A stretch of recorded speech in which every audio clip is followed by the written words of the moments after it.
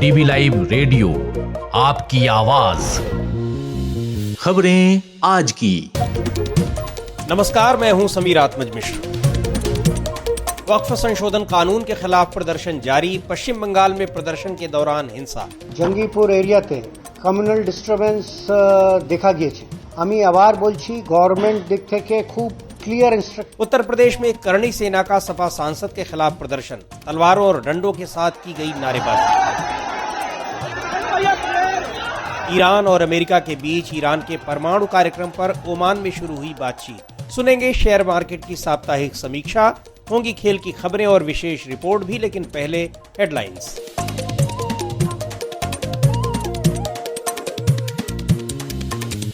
Headlines के साथ मैं हूं अतुल सिन्हा। राज्यपाल के बाद अब राष्ट्रपति पर भी सख्त हुआ सुप्रीम कोर्ट। कहा, राष्ट्रपति के पास पूर्ण वीटो का अधिकार, 3 महीने में बिल पर फैसला अनिवार्य। सपा सांसद रामजी लाल सुमन के खिलाफ सड़कों पर उतरी करणी सेना। आगरा में पुलिस को घेरा, तलवारें लहराई। अखिलेश का आरोप, ये कोई सेना नहीं बल्कि भाजपाई। सपा सांसद का घर छावनी बना। पश्चिम बंगाल में वक्फ कानून का विरोध जारी। मुर्शिदाबाद में 2 की हत्या, 120 से ज्यादा गिरफ्तार।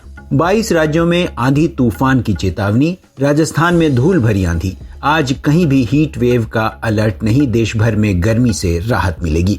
और चीन ने भारतीय नागरिकों के लिए खोले दरवाजे, वीजा नियमों में दी कई तरह की छूट। इस साल अब तक 85,000 भारतीय नागरिकों को जारी किया गया वीजा।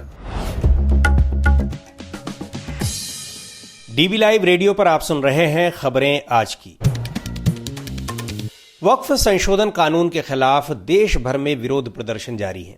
सबसे ज्यादा विरोध प्रदर्शन पश्चिम बंगाल में हो रहे हैं। यहां विरोध प्रदर्शन के दौरान हिंसा भी हो रही है। मुर्शिदाबाद, हुगली, 24 परगना और मालदा जिलों में पुलिस की गाड़ियों में आग लगा दी गई। ट्रेन और सड़कें ब्लॉक कर पत्थरबाजी और आगजनी जैसी घटनाएं भी हुई हैं। वक्फ संशोधन कानून के खिलाफ चल रहे विरोध प्रदर्शन में मुर्शिदाबाद जिले में 3 लोगों के मरने की भी खबर है। पुलिस ने 100 से ज्यादा लोगों को गिरफ्तार किया है। राज्य के डीजीपी राजीव कुमार कहते हैं, we are dealing with this situation very strongly and আমরা যেটা আছে আপনাদেরকে যেটা सकल के फर्स्ट र्यूमर। पश्चिम बंगाल की मुख्यमंत्री ममता बनर्जी ने लोगों से शांति की अपील की है और दंगा करने वालों को सख्त चेतावनी भी दी है। ममता बनर्जी पहले ही घोषणा कर चुकी हैं कि वो इस कानून के पक्ष में नहीं है और ये पश्चिम बंगाल में लागू नहीं होगा। उनका कहना है कि जब पश्चिम बंगाल में वक्फ कानून लागू ही नहीं होगा तो विरोध किस बात का। तृणमूल कांग्रेस के नेता जयप्रकाश मजूमदार ने दंगों के लिए बीजेपी को जिम्मेदार ठहराया है। ये दुखद भरी घटना है, अनफॉर्चुनेट इंसिडेंट एंड इवेंट। बहुत दिन से कुछ पॉलिटिकल पार्टी बंगाल में, उसमें बीजेपी मुख्य भूमिका लिए हैं।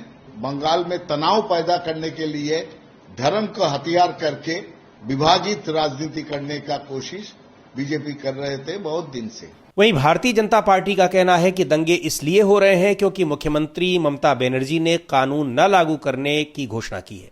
केंद्रीय मंत्री और बीजेपी के प्रदेश अध्यक्ष सुकांता मजूमदार कहते हैं, देखिए, ममता बनर्जी की शय पे सारा समेला हो रहा है। ममता बनर्जी करा रही है, मुस्लिम वोट का पोलराइजेशन करना चाहती है वो, और उसके साथ साथ आगे आने वाले चुनाव में मुस्लिम पोलराइजेशन का लाभ लेना चाहती है। और उसके साथ साथ ये जो करप्शन हुई है, जिसमें 23 लाख लोग जुबा जिसमें वंचित हुए, 26,000 की तो नौकरी चली गई, वंचित हुए 22 लाख।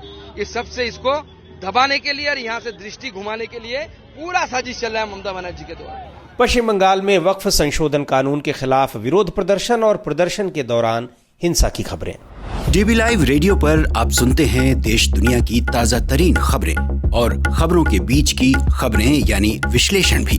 खबरों और विश्लेषण के अलावा यहाँ होती है साहित्य, कला, संस्कृति और विज्ञान से लेकर आर्थिक और खेल जगत की भी चर्चा। अब रुख करते हैं देश के सबसे बड़े राज्य उत्तर प्रदेश का, जहां आगरा जिले में करणी सेना नाम के संगठन के प्रदर्शन ने राज्य की कानून व्यवस्था पर गंभीर सवाल खड़े कर दिए हैं।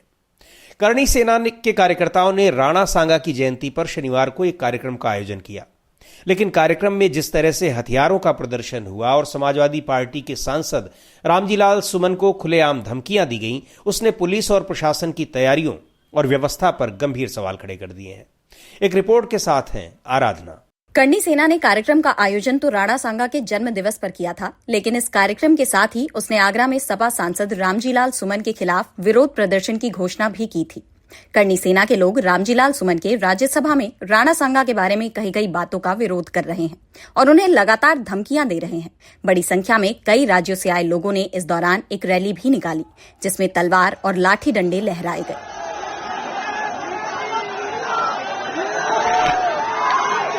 हालांकि इस विरोध प्रदर्शन को देखते हुए पुलिस ने रामजीलाल सुमन के घर पर सुरक्षा व्यवस्था कड़ी कर रखी थी और शहर में भी कड़ी सुरक्षा की गई थी। आगरा सेंट्रल के डीसीपी सोनम कुमार बताते हैं, इसमें देखिए त्रिस्तरीय सुरक्षा प्लान हमने यहाँ बनाया है और 24 पॉइंट्स पे हमने बैरियर्स लगाए हैं एंटी राइट इक्विपमेंट्स के साथ। ड्रिल हमने कर ली थी पहले ही, उसको प्लेस किया गया यहाँ पे। ड्रोन से लगातार निगरानी की जा रही है और घरों की छतों पे भी हमने स्टेल्थ में लोगों को प्लांट किया हुआ है। पूरी नजर रखी जा रही है, किसी तरह की घटना होने की आशंका नहीं। समाजवादी पार्टी के सांसद रामजीलाल का घर आगरा में है और सोशल मीडिया के जरिए करनी सेना के लोग उन्हें लगातार धमकियां दे रहे हैं। इससे पहले भी आगरा में उनके घर के बाहर प्रदर्शन किया जा चुका है। रामजीलाल सुमन कहते हैं, जहाँ तक मेरा अपना सवाल है, मैंने एक बार नहीं 1000 बार कहा है, कोई व्यक्ति अपने आप में पूर्ण नहीं है, कोई विचार अपने आप में पूर्ण नहीं है। मैंने राज्यसभा में जो बयान दिया, मैं जानता हूं कि मेरे बयान से तमाम लोगों की असहमति हो सकती है, लेकिन असहमति व्यक्त करने का हमारे देश में एक तरीका है। हमारे देश में आईन है, संविधान है, कायदा कानून है। तो कुल मिलाकर के अगर किसी को तकलीफ हुई तो जो विरोध करने के तरीके हमारे देश में है, धरना देना, प्रदर्शन करना, सत्याग्रह करना, अखबार में जाना, कोर्ट कचहरी में जाना, उनका सब इस्तेमाल करते। हिंसा का रास्ता किसी भी कीमत पर हमारे देश को स्वीकार नहीं है। आगरा में करनी सेना के इस प्रदर्शन ने कानून व्यवस्था पर गंभीर सवाल खड़े कर दिए हैं। एक ओर खुलेआम तलवारें लहराई गई तो दूसरी ओर पुलिस के सामने ही नारेबाजी और धमकी भरे बयान दिए गए। समाजवादी पार्टी के अध्यक्ष अखिलेश यादव कहते हैं, प्रशासन रामजीलाल सुमन जी के सम्मान और रामजीलाल सुमन जी के ऊपर किसी तरह का अपमान का व्यवहार नहीं कर पाएंगे और अगर अभी भी सरकार ने खुली छूट दे रखी है तो सरकार ही इसके लिए जिम्मेदार है। करनी सेना ने प्रदर्शन की घोषणा पहले से कर रखी थी, लेकिन जिस तरह से ये प्रदर्शन हुए हैं उससे प्रशासन और सरकार की कार्यप्रणाली पर तमाम सवाल उठ रहे हैं। प्रशासन का कहना है कि पूरे घटनाक्रम की जांच की जा रही है, लेकिन सवाल ये है कि जांच के बाद कार्रवाई क्या होती है। डीबी लाइव रेडियो के लिए मैं आराधना। आप सुन रहे हैं डीबी लाइव रेडियो, आपकी आवाज। डीबी लाइव रेडियो पर आप सुन रहे हैं खबरें आज की। रुक करते हैं अंतर्राष्ट्रीय खबरों का। ओमान की राजधानी मस्कट में ईरान और अमेरिका के प्रतिनिधिमंडल के बीच वार्ता शुरू हो गई है। पिछले कई दिनों से अमेरिका और ईरान के बीच छिड़ी जुबानी जंग के बीच अब दोनों देश बातचीत करने को तैयार हुए हैं। ये वार्ता ईरान के परमाणु कार्यक्रम को लेकर हो रही है। पूरी जानकारी दे रही हैं आराधना।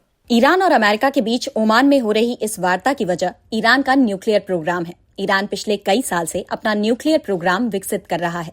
अपने परमाणु कार्यक्रम के कारण ईरान वैश्विक स्तर पर कई तरह के प्रतिबंधों का सामना भी कर रहा है। वार्ता से पहले ईरान के विदेश मंत्री अब्बास अराक्ची ने देश के सरकारी टेलीविजन चैनल से कहा था कि हम निष्पक्ष समझौता चाहते हैं। जबकि वार्ता शुरू होने से पहले अमेरिका के राष्ट्रपति डोनाल्ड ट्रंप ने एक बार फिर दोहराया कि इस वार्ता का मकसद ये है कि ईरान के पास परमाणु हथियार न हो। दरअसल साल 2015 में ईरान और 6 वैश्विक शक्तियों, जिसमें अमेरिका भी शामिल था, इनके बीच एक समझौता हुआ था जिसे joint comprehensive plan of action यानी JCPOA कहा गया।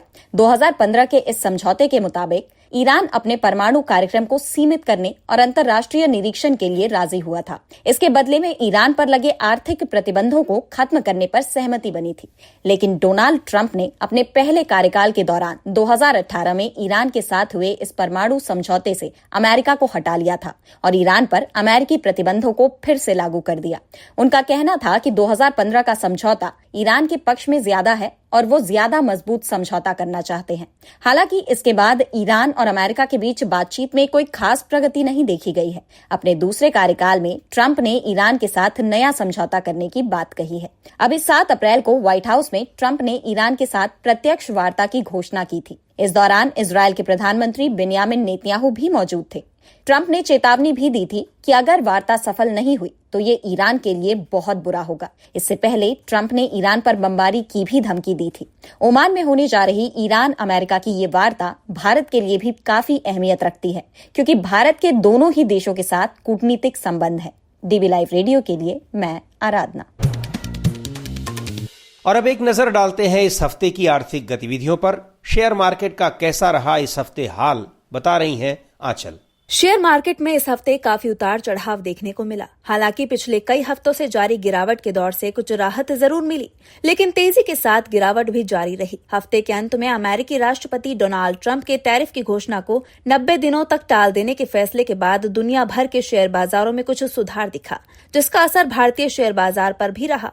ट्रंप ने चीन को छोड़कर सभी देशों के लिए टैरिफ को स्थगित करने का फैसला किया है और इस फैसले से बाजार में कुछ तेजी आई है। इस फैसले से ट्रंप टैरिफ की आशंका कम हुई, जिससे निवेशकों का भरोसा मजबूत हुआ और बाजार में बढ़त दर्ज की गई। इस हफ्ते के आखिर में भारतीय शेयर बाजार में 2% की बढ़त दर्ज की गई।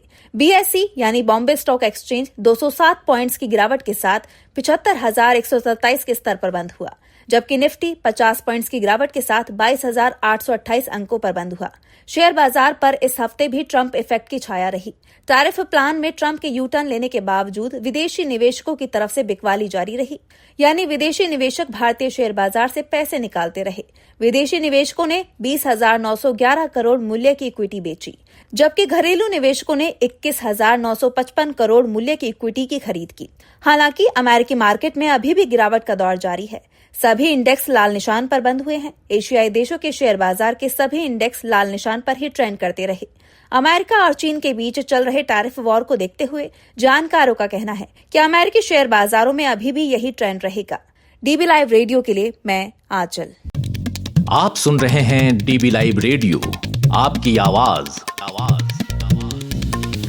और अब वक्त हो चला है खेल की खबरों का। खेल जगत की खबरों के साथ हैं यश त्रिवेदी।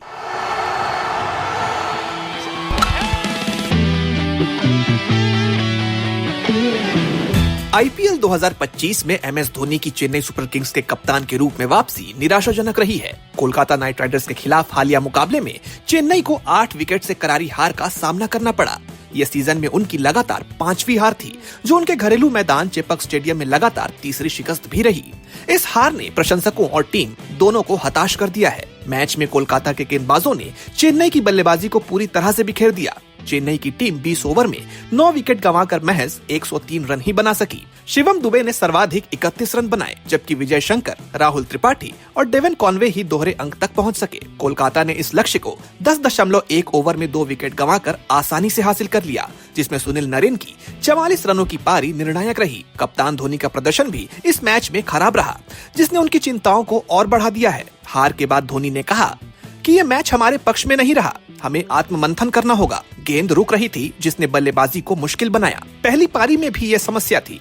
उन्होंने अच्छे स्पिनरों के खिलाफ ऐसी परिस्थितियों में बल्लेबाजी की चुनौतियों का जिक्र किया और कहा कि उनकी टीम साझेदारियां बनाने में नाकाम रही। धोनी ने जोर देकर कहा कि टीम को हालात को बेहतर समझकर बल्लेबाजी की रणनीति बनानी होगी। धोनी ने आगे कहा कि हमें स्कोर बोर्ड का दबाव नहीं लेना चाहिए। हमारे पास अच्छे ओपनर हैं, लेकिन हमें जल्दबाजी से बचना होगा। कुछ बाउंड्रीज के साथ साथ स्कोर बोर्ड चलता रहना चाहिए। ये हार चेन्नई के लिए एक चेतावनी है कि उन्हें अपनी रणनीति और प्रदर्शन में सुधार करना होगा। धोनी की कप्तानी और अनुभव पर भरोसा बरकरार है, लेकिन लगातार हार ने टीम के आत्मविश्वास पर असर डाला है। यश त्रिवेदी, डीबी लाइव रेडियो। खेल की खबरें सुना रहे थे यश त्रिवेदी। और अब आज की खास रिपोर्ट। अपने इंकलाबी नुक्कड़ नाटकों के लिए मशहूर क्रांतिकारी रंगकर्मी सफदर हाशमी राजनीतिक तौर पर प्रतिबद्ध रंगकर्मियों के लिए एक मिसाल है। उनके रंगकर्म और प्रतिरोध के रंगमंच में उनकी अहमियत पर बात कर रहे हैं हमारे साथी अतुल सिन्हा।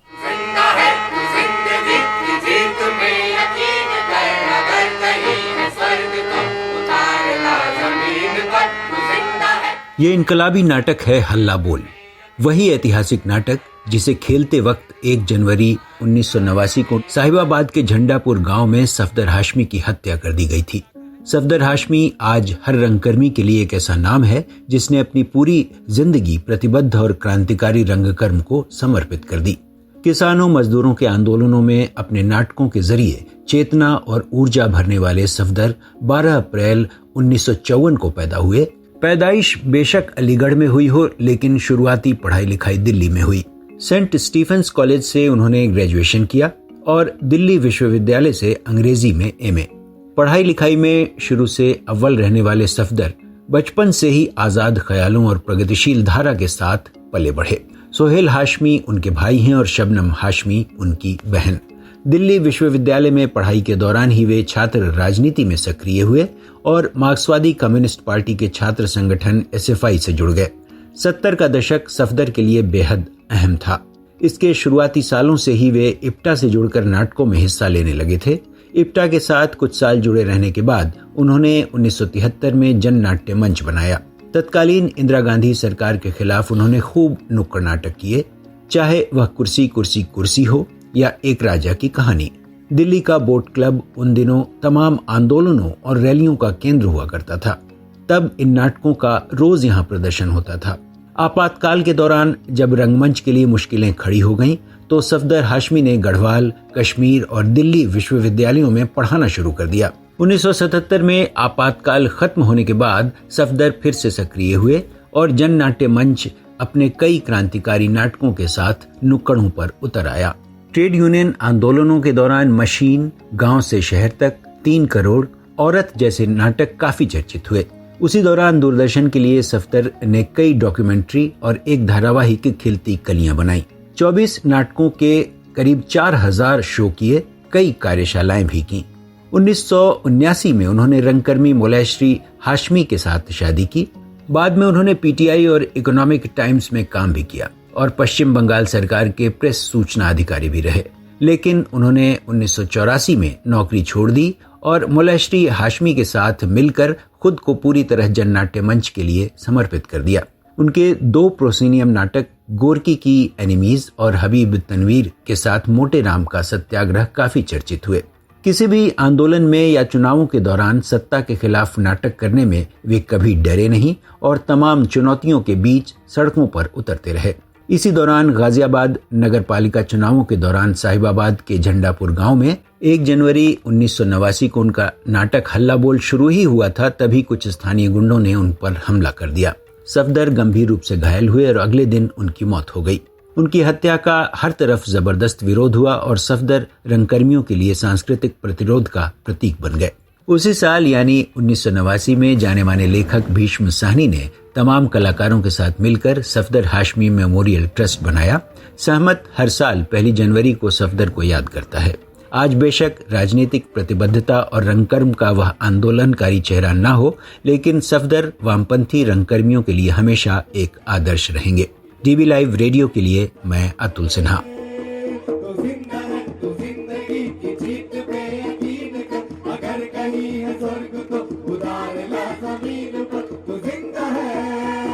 कैसी लगी आपको ये रिपोर्ट, हमें जरूर बताइएगा। इस कार्यक्रम को अब यहीं समाप्त करते हैं। बने रहिए DB लाइव रेडियो के साथ। हर रोज सुनिए दिन भर की खबरों और विश्लेषण का हमारा ये प्रोग्राम खबरें आज की। अब दीजिए इजाजत, नमस्कार।